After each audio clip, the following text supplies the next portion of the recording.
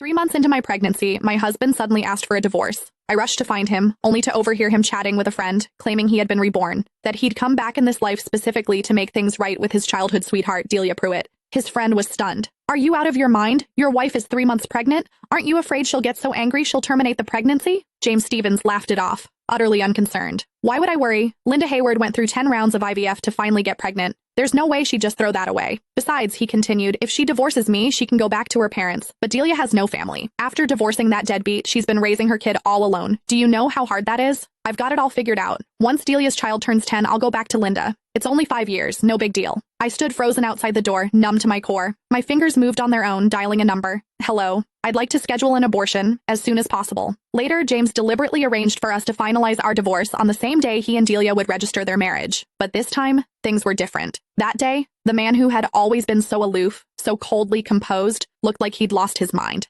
His eyes locked onto my flat stomach, his voice cracking with something close to hysteria. "Where's my child? Where's our child? You promised me you wanted to have a baby with me. Linda, are you sure you want to go through with this? After everything you went through for this baby?" My mother's voice broke over the phone and guilt twisted in my chest. She had been the happiest person in the world when she found out I was pregnant. She knew what it had cost me, a full year of choking down bitter herbal medicine, 9 failed IVF cycles. It wasn't until the 10th attempt that I finally conceived. The moment the test results came back positive, my mother had wept with joy. She believed that with a child, James and I would finally settle into a real marriage, that he would step up, become a responsible husband, learn to put family first. But today I realized how terribly wrong we had both been. The phone rang, sharp and insistent. I answered mechanically. James's voice cut through, cold and harsh. "Linda, how much longer are you going to drag this out? Even if I can't divorce you while you're pregnant, the moment that baby is born, I'm filing immediately. And let's be real, raising a child costs money. You've done nothing but sit at home since we got married, eating my food, spending my money. All you do is a little housework, that's it. No one's going to want a woman who just gave birth and comes with a brat attached. You have no income, no prospects. When the time comes, you won't get to keep the child. You won't get to keep me. You'll have nothing." Every word dripped with contempt. He reduced everything I'd given to this marriage, every sacrifice, every exhausting day, to nothing. And he called my baby a brat. It felt like a blade dragging across my heart, slicing it open all over again. "James." My voice came out quiet, steady.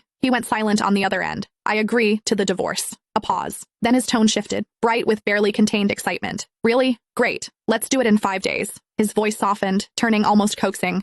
"Linda, don't worry. I just want to take care of Delia and her child. I won't cross any lines. Focus on your health. Have the baby safely. I'll come visit you and the child once a month. I've already bought so many clothes for the baby. I even picked out a name." He sounded almost giddy, but my mind was already drifting, detaching from his words.